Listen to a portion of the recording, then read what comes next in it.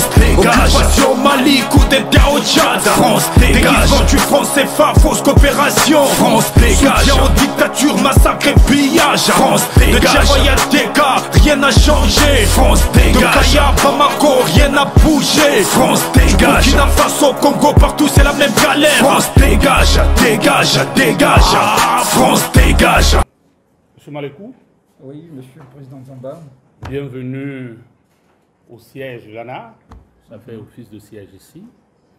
Avant vous, nous avons reçu d'autres candidats avec qui nous échangeons et qui nous prenons connaissance de leur projet de société pour permettre aux militants, aux différents responsables de la nouvelle Alliance républicaine de mieux se situer.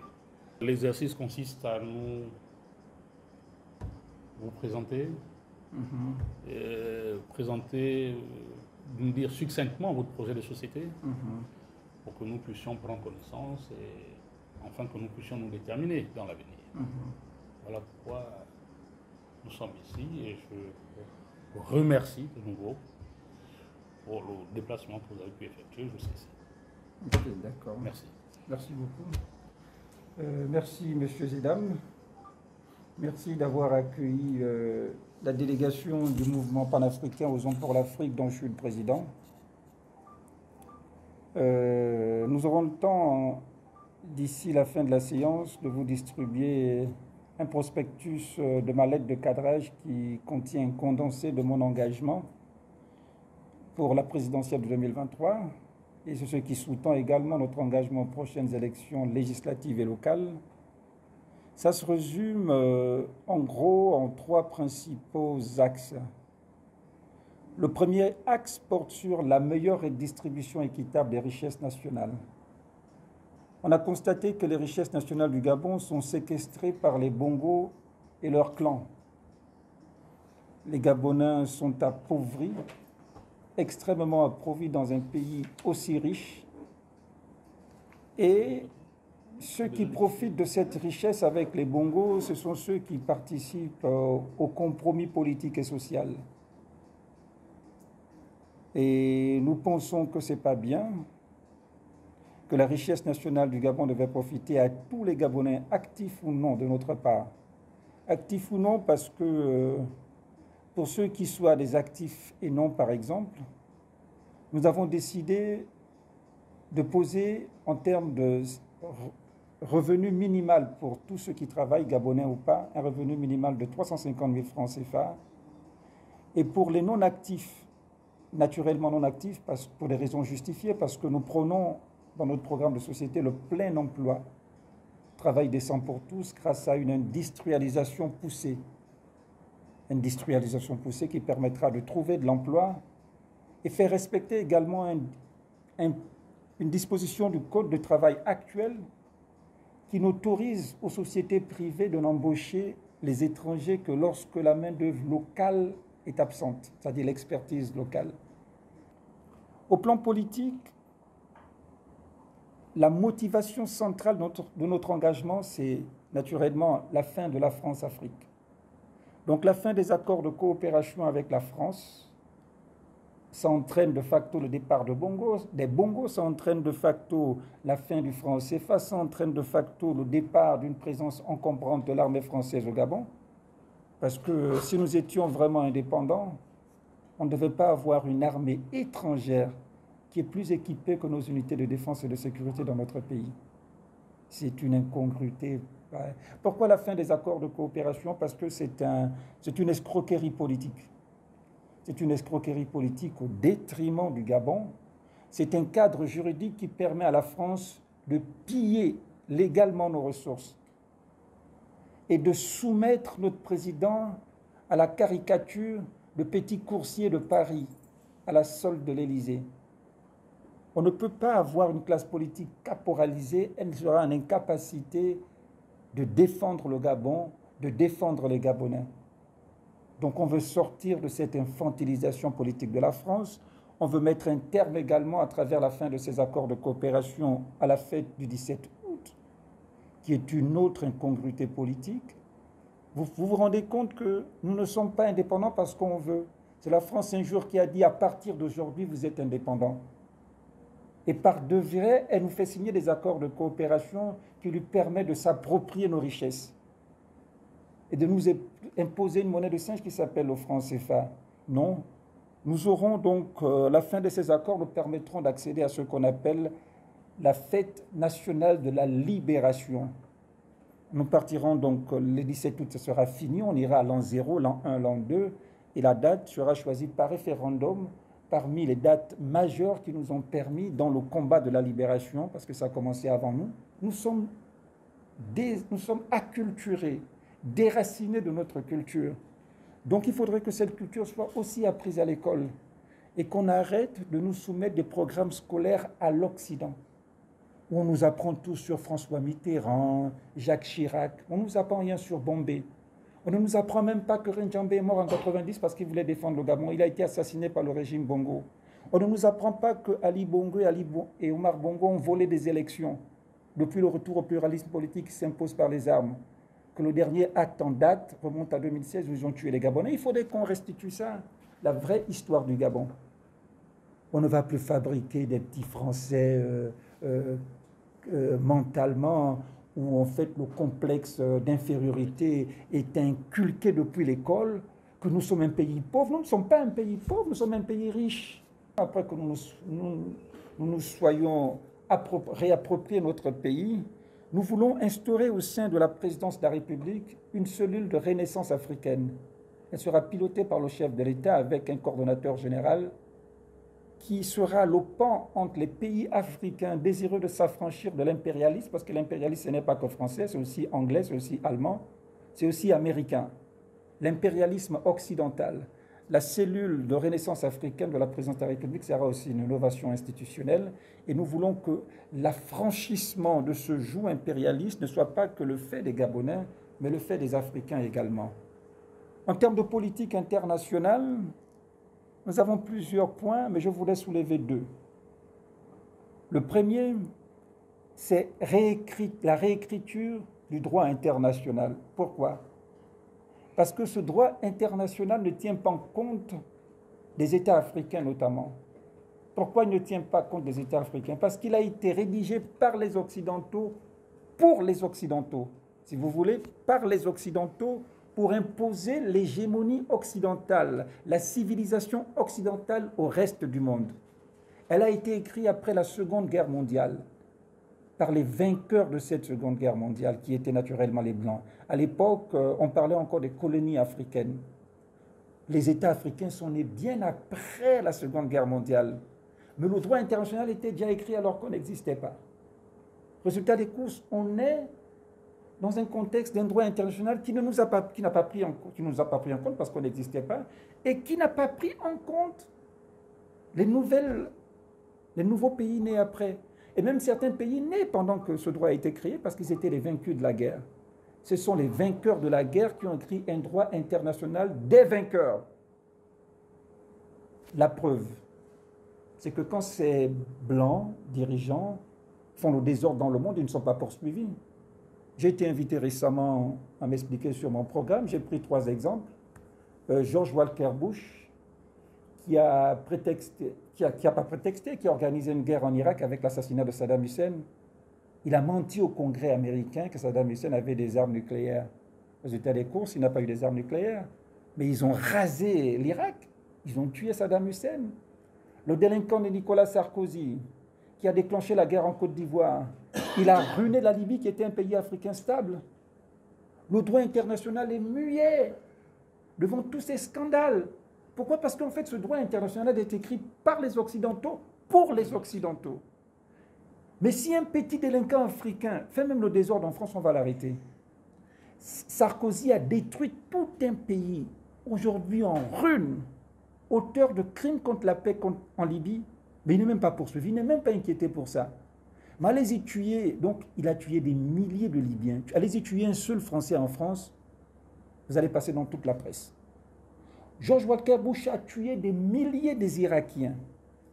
Et puis un cas plus patent, ça c'est un peu lointain, récemment vous avez vu comment au Tchad, Emmanuel Macron est parti adouber un putschiste, Mamad Déby. Ça s'appelle un coup d'État constitutionnel. Le fils d'Idriss Déby n'est pas en droit de régner en tant que président du Tchad. C'est le président de l'Assemblée nationale, conformément à la Constitution, qui aurait pris le pouvoir pour assurer l'intérim. Emmanuel Macron parti présenter ce type-là, le présenter comme un héros, en violant la Constitution. Ça s'appelle un coup d'État constitutionnel. La CPI n'a rien dit. Le droit international est muet. Vous voyez que les exemples sont légion, que ce droit international a été écrit par les Occidentaux, pour imposer leur hégémonie, donc leur civilisation au reste du monde. Et on ne peut pas continuer. Notre génération n'est pas en capacité de continuer à subir cette loi des puissants. C'est pourquoi dans mon programme, il y a la réécriture du droit international. Nous allons faire un lobbying. Nous allons certainement avoir des avancées, majeures ou minimes. D'autres continueront après nous. Le monde doit changer. Nous ne sommes pas des esclaves, ni des Bongos, ni des Occidentaux. Et puis dans le cadre également de la réforme au plan international, c'est la refonte du Conseil de sécurité de l'ONU. Depuis la Seconde Guerre mondiale, depuis que l'ONU existe, le droit de veto est séquestré par quelques pays puissants. Aujourd'hui, ce sont seuls 5 pays depuis des années qui dirigent le monde, qui décident de où va le monde au nom du droit de veto. C'est-à-dire que l'ONU peut voter une loi. Leur droit de veto pèse pour avoir la décision finale de l'orientation politique que prendrait la décision. Il faudrait que ce droit de veto, on propose un principe rotatif, donc un droit de veto par pays. Et naturellement, le pays détenteur est désigné par ses pairs. Si c'est en Afrique, un pays est candidat. S'il est désigné par ses pairs, il représente... donc chaque continent, maintenant, aura le droit de veto. On va décider si c'est ça chaque 5 ans, chaque 3 ans, chaque 10 ans, bref. Mais nous jetons les dés d'une nouvelle réflexion ensemble avec les autres, mais il faudrait qu'on aboutisse à un principe rotatif, droit de veto par continent, et le détenteur est désigné par ses pairs. On ne peut pas indéfiniment être les sujets des Occidentaux, des obligés des Occidentaux. L'Afrique doit se réveiller, ses fils sont debout pour que l'Afrique se réveille et que le monde change. Donc, de façon jetée, ces principales réformes au plan local et international que nous avisons d'engager. Et puis une mesure également sociale à laquelle nous tenons, c'est la dépénalisation de l'homosexualité. Non, la République des PD, pas au Gabon.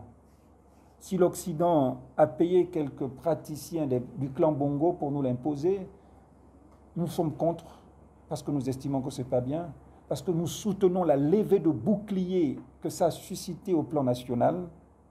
Les populations gabonaises étaient contre. Même les députés qui ont voté contre ont été sommés de s'expliquer. On ne peut pas faire une loi contre la volonté populaire. Si les députés ne sont plus en capacité de répondre aux aspirations des peuples, ce n'est pas grave.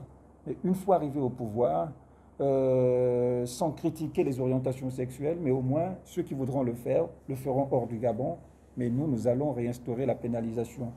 Voilà, de façon ramassée, c'est un peu ça. Nous avons, comme je le disais, quelques dépliants qui retracent ma lettre de cadrage par rapport à ma candidature à la présidentielle de 2023. Elle sera distribuée là en termes de prospectus à l'issue de cette rencontre. Et voilà, s'il y a des préoccupations par rapport à ça ou des points qui n'ont pas été évoqués, qui vous tiennent, nous restons ouverts et nous sommes à la disposition des Gabonais, dont le fragment des Gabonais que vous représentez cet après-midi. Moi, je vous connais, mais d'autres ne vous connaissent pas. Donc, je vous prie de bien vouloir vous présenter. Me présenter. Voilà. Je suis Marc Ulrich Malekou Mamalekou. Je suis marié et père de 4 enfants. Voici ma chérie, Sophie Malekou Nessol-Noron.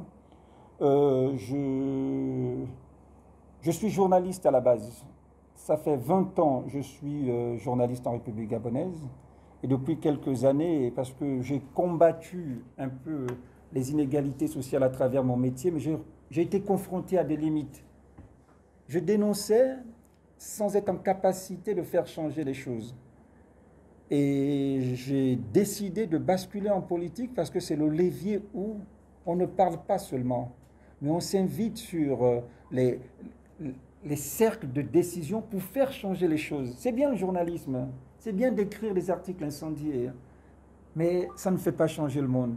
Parce qu'à la fin, votre article est soumis à la sanction de ceux qui décident.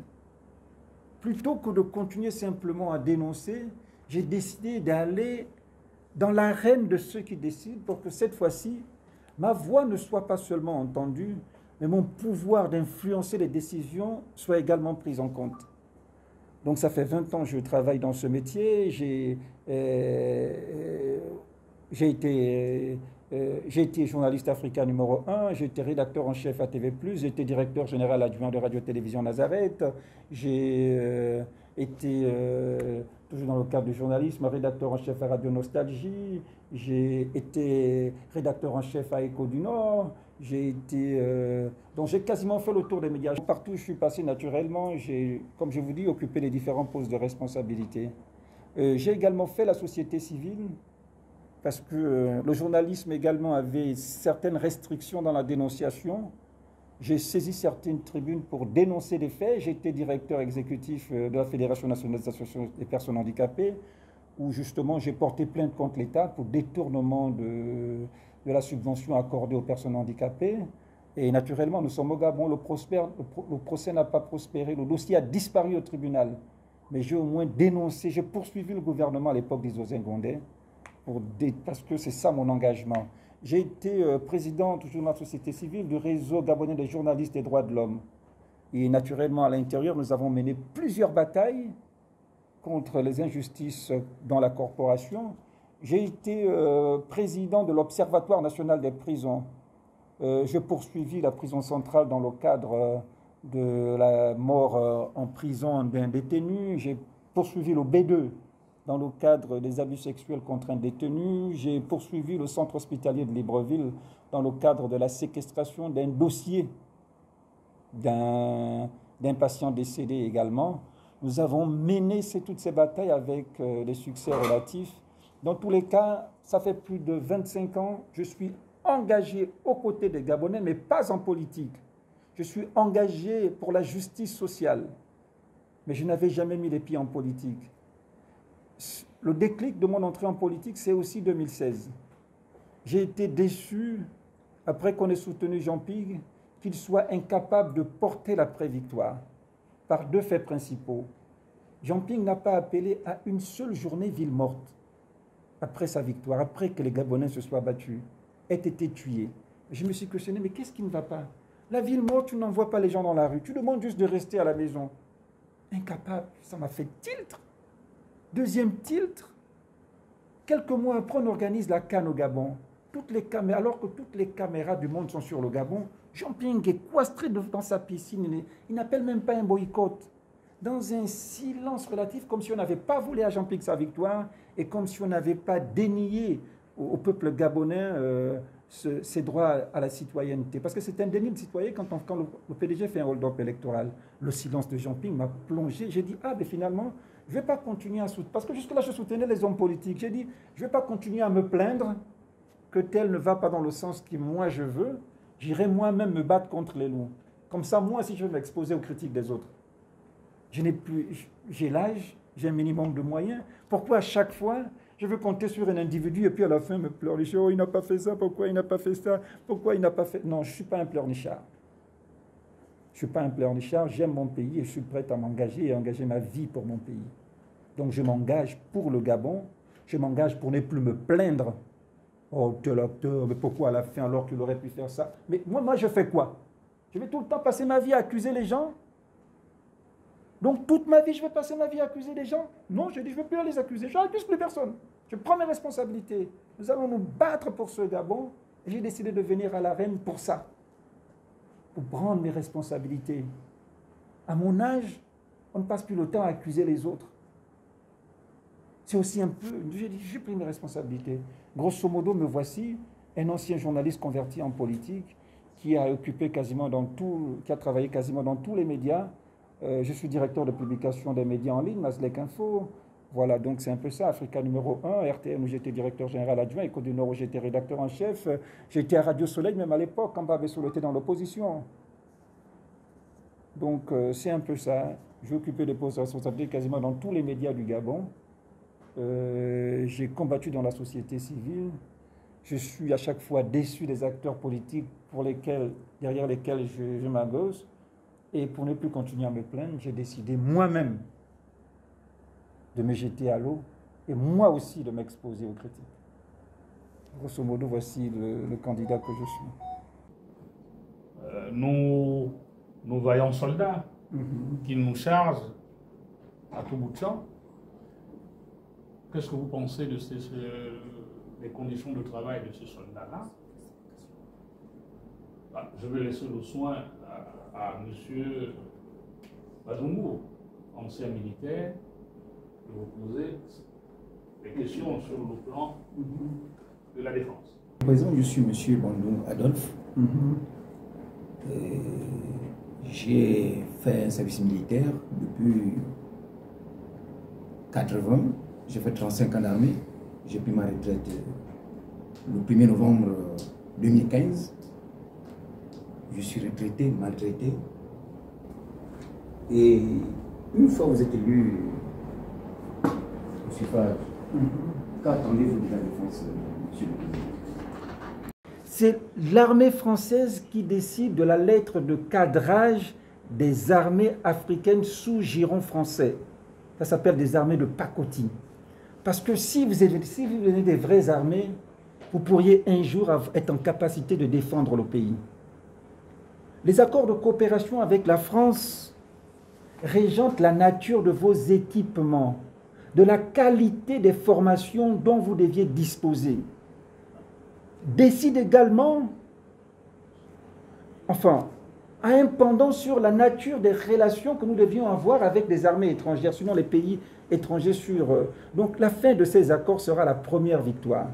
De là, tout ce qui est du fonctionnement et de l'organisation de l'armée répondront du chef de l'État s'il décide de continuer à porter le statut de chef suprême des armées de la République gabonaise, sinon du commandant en chef de la police. Nous allons donc décider de quelle armée nous voulons, de quelle nature d'équipement nous voulons, de quel format donné à la formation des militaires que nous voulons. Et là, ce n'est pas seulement l'armée. Nous allons même décider de quel manuel scolaire nous devons enseigner à nos enfants. Vous savez que jusqu'à l'école, c'est décidé par la France. En fait, nous sommes un État sous tutorat français. La libération de tout le Gabon, pas seulement de l'armée gabonaise, dépend de notre capacité à nous affranchir de ce tutorat pour devenir des adultes. Quand on est adulte, on décide de soi-même. Jusqu'à présent, c'est l'armée française, c'est la France qui décide de tout, même de notre président. Vous vous rendez compte? Donc la première victoire, je peux vous présenter tous les plus beaux projets du monde. Tant qu'on n'est pas franchi du giron de la France-Afrique, rien ne peut marcher. Mais le schéma est simple. La monnaie qu'on vous paye là, c'est la France qui décide qu'on donne tant au Gabon. Donc s'ils veulent vous asphyxier, ils ne vous donnent pas d'argent et puis vous ne payez pas les fonctionnaires. Mais je vous dis que même l'école, ce sont eux qui décident. L'armée, ce sont eux qui décident. Les fonctionnaires, ce sont eux qui décident. C'est vrai, il y a des marges de liberté. Mais sortons du giron français pour décider de nous-mêmes de quelle armée nous voulons. Le Mali s'est affranchi. Aujourd'hui, leur équipement militaire est multiplié par 10. Ce qu'ils n'ont pas pu faire sous le joug impérialiste de la France pendant 20 ans, ils l'ont fait en 3 ans. Donc le problème de l'armée gabonaise, ce n'est même pas, c'est commencer à changer les dirigeants qui sont des petits coursiers de Paris, des petits esclaves de la France que nous mettons. Une fois que nous nous sommes affranchis des esclaves de Paris, nous déciderons de notre armée. Je ne suis pas suffisamment outillé pour décider militairement de la nature des équipements, de la nature des formations, mais une fois que nous sommes affranchis, je m'entourerai des hommes capables pour penser armée gabonaise libre et indépendante. Il n'y aura plus de présence militaire française au Gabon. Je vais d'abord me présenter, je suis M. Lucas Viomi. C'est un vaste projet qui nécessite une organisation. Et on pêche souvent parce que quelquefois on est incompris. Quels sont les moyens, en principe, que vous dotez d'une manière, en termes de ressources humaines, en termes de, qu'on appelle ça, de finances, pour atteindre ces objectifs. Parce que ce message, il faudra le faire passer sur le territoire national. Parce qu'on a toujours pensé que le message, c'est Libreville. Mais cependant, chez moi à Mimongo, il est même difficile d'y accéder parce que la route n'y va pas. Or, le camp à côté, ils ont peut-être les moyens que nous n'avons pas tous. Peut-être les hélicoptères pour y atteindre leur objectif. Vous, qu'est-ce que vous avez, c'est-à-dire qu'est-ce que vous avez dans votre organisation qui permettra à nous rassurer que le message, ce message qui est contenu dans votre programme pourrait atteindre les objectifs escomptés? Pour faire passer ce message, naturellement, j'ai autour de moi des hommes et des femmes avec qui je travaille. J'ai des points focaux dans les différentes provinces. Et depuis quelques mois, je sillonne le Gabon. Je sillonne le Gabon, peut-être pas avec tambour et trompette, mais je sillonne le Gabon. Bon, je sillonne le Gabon avec les moyens qui sont les miens. Parce que nous allons à la rencontre des Gabonais à l'intérieur du pays. Depuis près de 3 mois, nous faisons ce boulot avec un calendrier précis. Et je peux vous le dire que de façon globale, les Gabonais adhèrent au projet. Mais est-ce que le caractère réceptif que je vois sous mes yeux aura une incidence politique dans les urnes? Ça, je ne peux pas dire. Mais sinon, on a un minimum de moyens logistiques pour nous déplacer. On n'a pas beaucoup d'argent. Le peu d'argent qu'on a, on s'organise pour avoir un calendrier de déplacement, jusque-là qu'on respecte. Et avec ce peu de moyens, oui, depuis plusieurs mois, nous sommes dans les différentes provinces du pays pour rencontrer les Gabonais. Voilà, c'est ce que je peux dire. Maintenant, si, avec le soutien des Gabonais et la grâce de Dieu, on arrive justement au pouvoir, naturellement, pour respecter ce type de programme, il ne faut pas les individus, il ne faut pas des financements à hauteur de la poche d'un individu, il faut des moyens de l'État. Et nous nous servirons des leviers de l'État, qui sont des leviers justement à la disposition des élus du peuple pour agir en faveur du peuple. Et pour le moment, on a un personnel politique, peut-être pas assez important, mais quand même, on a des points focaux dans les provinces. On a commencé à tourner et on continuera à tourner. Les dépliants qui vous seront distribués, c'est principalement ça que l'on ventile comme ça à travers les différentes provinces. Olga, oui. tu as une question pour le président? Bonsoir, Monsieur le Président. Bonsoir, Olga. Nous, les Gabonais, nous ne choisissons pas notre président. On nous impose un président. Ça veut dire que notre vote n'est pas pris en compte. Jusqu'à présent. Jusqu'à présent, bien sûr. On devra si se battre. seulement si vous êtes convaincu que la victoire, elle a été à vous. Elle a été encore volée une fois, soit par Ali Bongo. Qu'allez-vous faire pour arracher votre victoire? Bien, on me l'a posé la question à plusieurs reprises et j'ai envie de dire ce que j'ai en tête pour y arriver. Si je le dis maintenant, je serai politiquement court-circuité. Mais ce dont je peux vous rassurer, c'est que mes amis et moi, nous sommes prêts pour le rapport de force d'après-victoire. Parce que moi, ça fait plus de 25 ans que j'observe. Qu'est-ce qu'ils ont de levier le plus important? Comme j'ai dit, c'est l'armée française qui les couvre, c'est la GR qui met en avant, et ils ont la Cour constitutionnelle. Maintenant, ce qu'il faudrait gagner, c'est le rapport de force militaire. Je vous dis simplement que je suis prêt. L'élection, si vous voulez, ce n'est pas le moyen de libérer le Gabon. L'élection, c'est le prétexte pour libérer le Gabon. On ne va pas à l'élection pour forcément libérer le Gabon parce que les Bongos sont coutumiers des hold-up électoraux. Donc en réalité, quand on s'engage dans cette bataille, il faut avoir avec soi les moyens de déployer le rapport de force. Parce que si vous allez à l'élection en disant qu'on va à l'élection pour l'alternance politique avec les Bongos, mais vous mordez les doigts. Donc je crois que tout candidat en griffe sérieux devait prendre ces données en compte. Dire que l'on va à une élection pour que les Bongos déclarent quelqu'un qui n'est pas de leur clan vainqueur, c'est le minimum auquel il faut s'attendre. Maintenant, ce dont il faut se doter, c'est les moyens d'après-hold-up électoraux. Personnellement, je suis prêt, et naturellement, je ne peux pas les décliner. Pour moi, l'élection n'est pas une voie de libération, c'est un prétexte de libération. J'espère que vous m'avez compris. Madame Matanga. Merci, Monsieur le Président. J'ai déjà reçu quelques réponses à travers ce que vous venez de dire, parce que j'avais aussi une question dans le même sens. Nous prenons acte et puis nous vous attendons. Naturellement. On va aussi me critiquer comme je critique les autres. Bon, C'est bien que j'ai parlé, vous me direz, vous êtes un connard, vous êtes venu nous mentir la dernière fois. Parce que c'est bien qu'on parle, comme ça on te tient au mot. Et tu ne vas plus te balader devant les Gabonais pour dire, la dernière fois que tu es venu, tu nous as menti. On est encore otage de la France. Je vous dis, la France, c'est fini. Ok, bon, mais j'ai néanmoins une question. On suppose que vous allez gagner cette élection. Ou bien que même si la victoire vous est volée, vous allez la récupérer.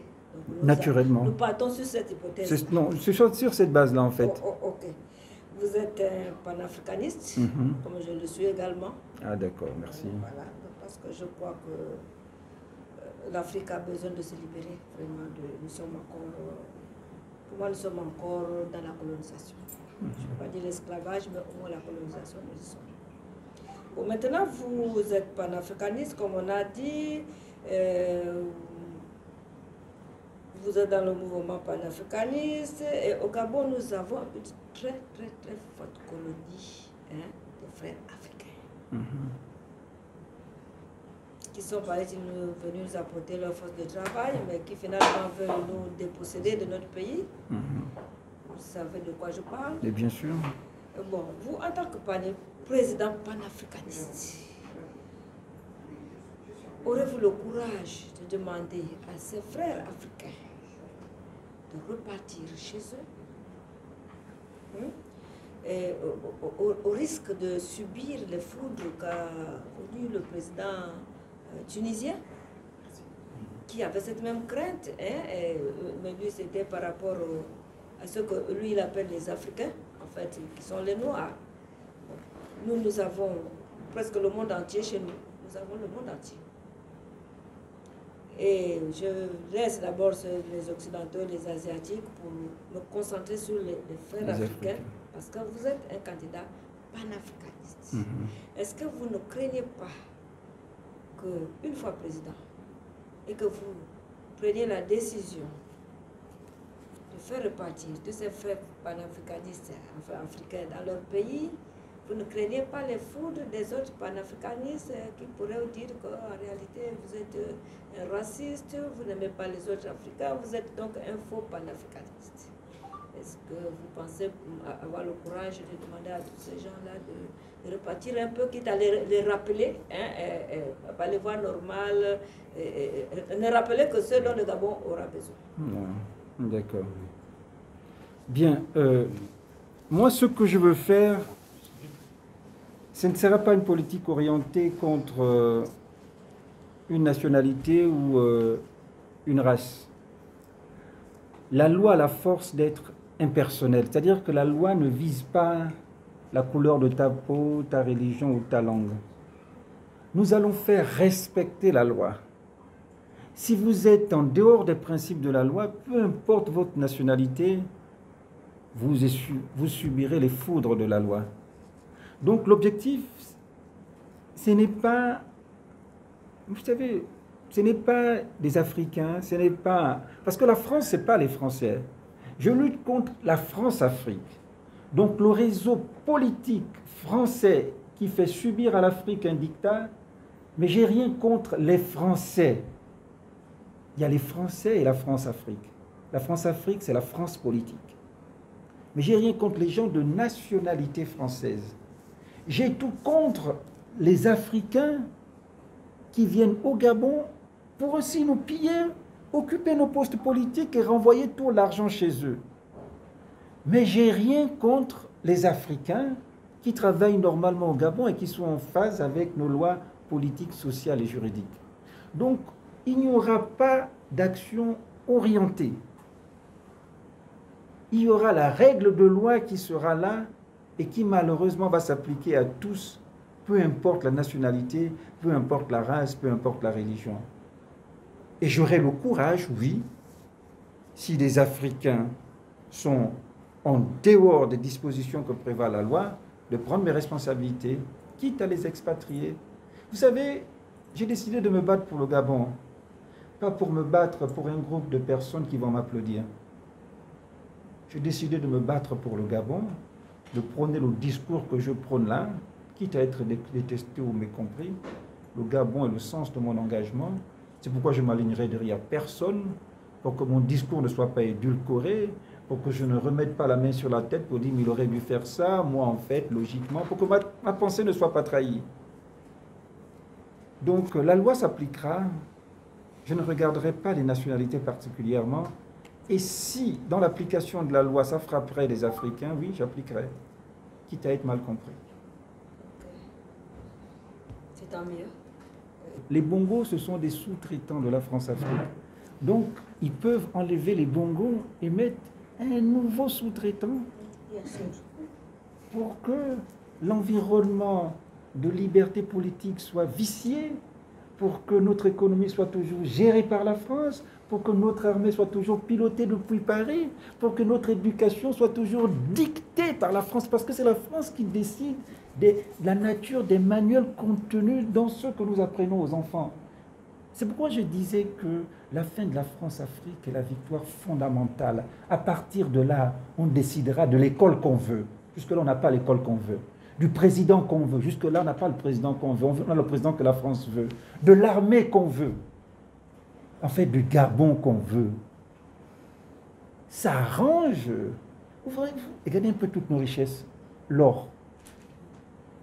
Vous n'avez aucune ligne budgétaire, une traçabilité budgétaire pour savoir où nous va l'or du Gabon. Dans l'imaginaire populaire, ça va au Maroc. Et parce que le Maroc joue ce jeu de sous-traitant de pain. Mais les gars, la France, c'est-à-dire que les bongos, c'est de l'arbre qu'on voit. La France, c'est les racines qui soutiennent l'arbre. Mais on peut couper l'arbre. Si les racines restent, un autre arbre va pousser. Mais quand on a coupé les racines, l'arbre et les racines, amana. Monsieur le Président, lors du 25e anniversaire du Parti démocratique gabonais, PDG, nous avons vu M. Ali Bongo reconnaître que pendant 5 ans, il n'a pas dirigé le pays. Mais nous avons, aucun homme politique n'a, je disais, aucun homme politique ne s'est saisi de cette opportunité pour amener cette affaire devant la Cour constitutionnelle, qui elle-même aussi, parce que son décret, le décret de nomination de Mme Marie-Madeleine Bansou, a été fait pendant les 5 ans d'absence de M. Ali Bongo. Alors, la question, c'est, tous les acteurs politiques sont restés muets. Est-ce qu'il n'y a pas eu une complicité de fait? Bien, chacun sera libre d'interpréter, mais je crois qu'il y a des batailles qui sont inutiles d'être menées. Mais je ne vais pas vous apprendre que la justice, et principalement la Cour constitutionnelle, sont aux ordres du régime Bongo. Et que une quelconque action judiciaire contre Ali Bongo est vouée sous ce régime à échouer. Moi, je vous ai dit que j'ai poursuivi le gouvernement. J'ai eu les preuves matérielles de détournement de fonds. Le dossier a disparu au tribunal. Dans l'intervalle, on m'a convoqué à la primature. Je l'assume, je le dis ouvertement. On m'a dit, monsieur Malekou, écoutez, il y a encore une partie de l'argent qui est là. Plutôt que de dénoncer, allez-y, retirez votre plainte, on vous donne un peu. J'ai dit, je ne mange pas de ce pain. Ils m'ont dit, bon, écoutez, on veut vous annoncer une chose, c'est nous qui nommons les juges. On verra. Ils m'ont dit ça. J'ai dit bien, ils m'ont dit ça. Moi, ce n'est pas quelqu'un qui vous a raconté. Vous allez reprendre ça, c'est moi, ils m'ont dit ça. Moi-même. Je ne vous raconte pas des trucs que c'était mon voisin. Moi-même. Le dossier a disparu. Vous pensez que ça, c'était le gouvernement que je poursuivais. Maintenant, tu vas poursuivre Ali Bongo, ça va aller où? Les gens savent que tant que ce qui existe là existe, c'est peine perdue. Maintenant, agit, je crois, l'appel des 10 a tenté de faire. Vous avez vu où est-ce que c'est pour le même problème. Donc je crois que, moi j'ai dit quand je serai élu, je vais ouvrir une commission d'enquête pour qu'Ali Bongo s'explique.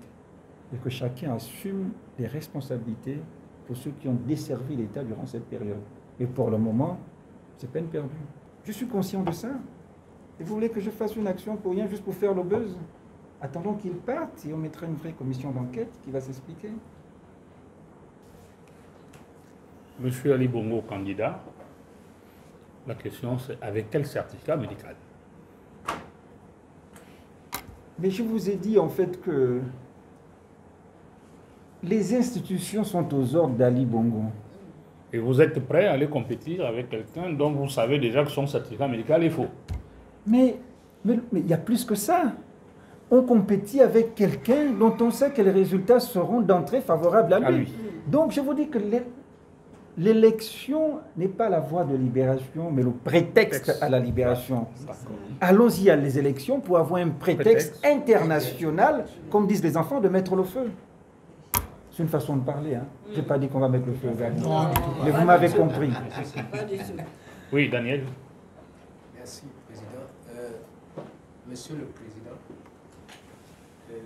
je suis Monsieur Mandoukou Bambo Daniel. Mais je suis de Fougamou. Ah, merci Monsieur Bambo. Mais jusqu'alors, on a parlé Monsieur le Président.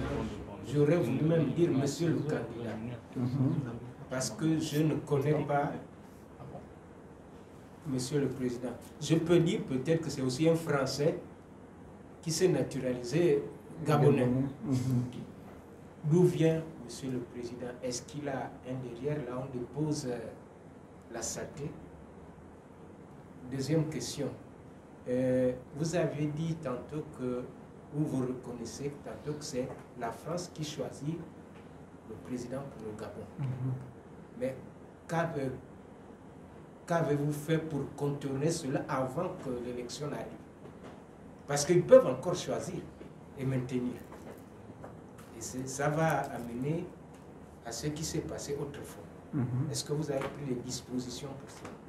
D'accord. Non, mais je vais quand même répondre. Bon, pour ce qui est du candidat, je suis de père gabonais, de mère gabonais. Je suis comme vous de Fougamou. Le Tsamba Magoti de façon générale. Fougamou. Ah, vous êtes le fils de M. Malekou? Non, le neveu. Le neveu de M. Malekou. Voilà. Et mon papa s'appelle aussi Malekou, mon géniteur. Je suis de Tsamba Magoti comme vous, donc je suis vraiment gabonais pur sucre.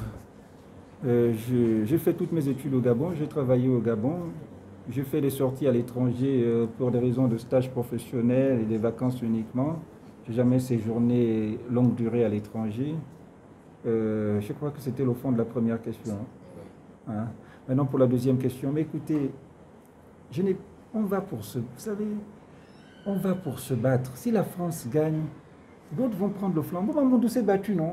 Est-ce que c'est parce qu'il n'a pas atteint l'objectif souhaité qu'on va s'arrêter? Moi, je prends là où je prends.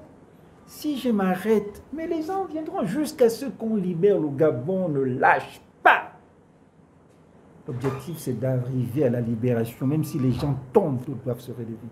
D'autres tombent, d'autres doivent. C'est pas parce que 10 sont tombés qu'on arrête, ils sont trop forts, les bongos, ils sont toujours comme ça. Non! Sankara est mort, mais les gens sont là. Battons-nous jusqu'à ce que la victoire arrive un jour. Si on tombe, éveillons les consciences aujourd'hui pour que nos enfants aient la force de reprendre le flambeau. Ce n'est pas une bataille d'un individu que c'est moi qui va sauver le Gabon. Si Dieu veut que je sauve, tant mieux. S'il veut que je meure dans le combat, que d'autres s'élèvent après moi. Mais battons-nous! Moi, ce que je veux, c'est qu'on ait la mentalité de guerrier.